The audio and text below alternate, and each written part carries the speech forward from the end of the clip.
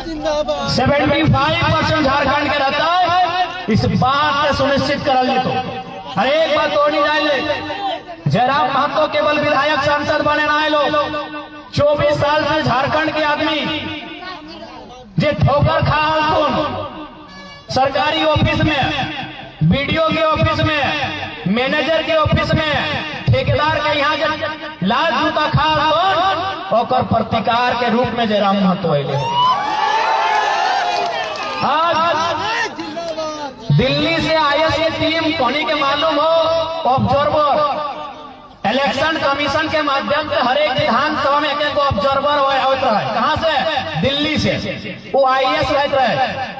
पोखरी की बोले बताओ कि पहली बार हम लोग ऐसा चुनाव देख रहे हैं, जिंदगी में अपना एक पहली बार ऐसा चुनाव देख रहे हैं जहां एक 32 साल के लड़के के पीछे नेशनल और स्टेट लेवल की पार्टी हाथ धो के पड़ी है। गलत बोल रहे हैं। आज हम पूजे के जेमे में राजस्व वाला कम रिश्ता दिखाई थे। 2024 के विधानसभा चुनाव में टाइगर जयराम महतो ने झारखंड में नया इतिहास रच दिया है। जयराम महतो का चुनाव प्रचार के दौरान किया गया दावा बिल्कुल सही निकला है। देखा जाए तो जयराम महतो बीजेपी और आजसू गठबंधन के लिए काल साबित हुए। जयराम महतो की वजह से बीजेपी और आजसू को करीब 15 सीटों पर करारी हार मिली है। जयराम महतो ने चुनाव में सबसे बड़ी चोट एनडीए को दी है।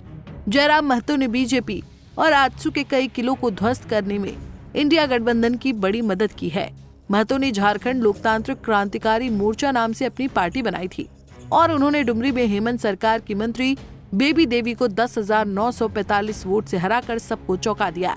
एक साल के अंदर जेएलकेएम ने ग्रामीण क्षेत्रों में खासकर कुर्मी महतो समाज में अपनी जबरदस्त पकड़ बनाई है। देखा जाए तो इन सीटों पर जयराम महतो ने बीजेपी आजसू उम्मीदवारों की हार में बड़ी अहम भूमिका निभाई।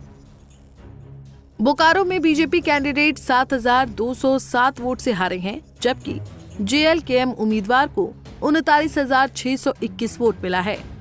तो काके सीट पर बीजेपी की हार का मार्जिन 968 है, जबकि जेएलकेएम को 25,965 वोट मिला है। वहीं छतरपुर सीट पर बीजेपी की हार का मार्जिन 736 रहा, तो यहाँ जेएलकेएम उम्मीदवार को 1,065 वोट मिला है। गिरडीह सीट पर बीजेपी उम्मीदवार की हार का मार्जिन 3,838 रहा, तो यहाँ जेएलकेएम कैंडिडेट को 10,787 वोट मिला। तो खरसावा सीट पर बीजेपी की हार का अंतर 32,615 रहा, तो जेएलकेएम को 33,841 वोट मिला। वहीं टुंडी सीट पर बीजेपी की हार का मार्जिन 25,603 वोट रहा, तो जेएलकेएम को 44,464 वोट मिला है। सिंदरी सीट पर बीजेपी उम्मीदवार 3448 से हार गए, लेकिन यहाँ जेएलकेएम उम्मीदवार को 42,664 वोट मिला।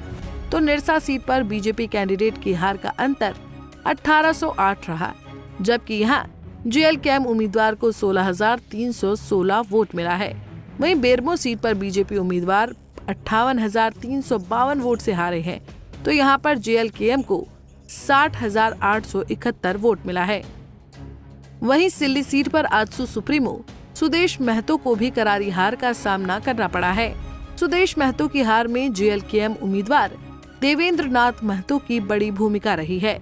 सुदेश महतो 23,867 वोटों के अंतर से हारे हैं, जबकि देवेंद्र नाथ महतो को 41,725 वोट मिला है। वहीं ईचागढ़ में आजसू उम्मीदवार की हार का मार्जिन 26,523 वोट रहा है, तो यहाँ जेएलकेएम को 41,138 वोट मिला है। रामगढ़ सीट पर आजसू कैंडिडेट की हार का मार्जिन 6,790 है, तो यहाँ से जेएलकेएम उम्मीदवार को 70,979 वोट मिला है। वहीं गोमिया सीट पर आजसू की हार का मार्जिन 54,508 रहा है, तो जेएलकेएम उम्मीदवार को 59,077 वोट मिला है। साफ है कि जयराम महतो ने आजसू सुप्रीमो सुदेश महतो के वोट बैंक में बड़े पैमाने पर सेंधमारी की है। इससे सुदेश महतो के राजनीतिक भविष्य पर बड़ा सवाल खड़ा हो गया है। Bureau report, Punjab Kesari TV. हमसे जुड़े रहने के लिए हमारे YouTube चैनल को सब्सक्राइब करें और नई वीडियो की नोटिफिकेशन के लिए बेल आइकॉन को दबाएं।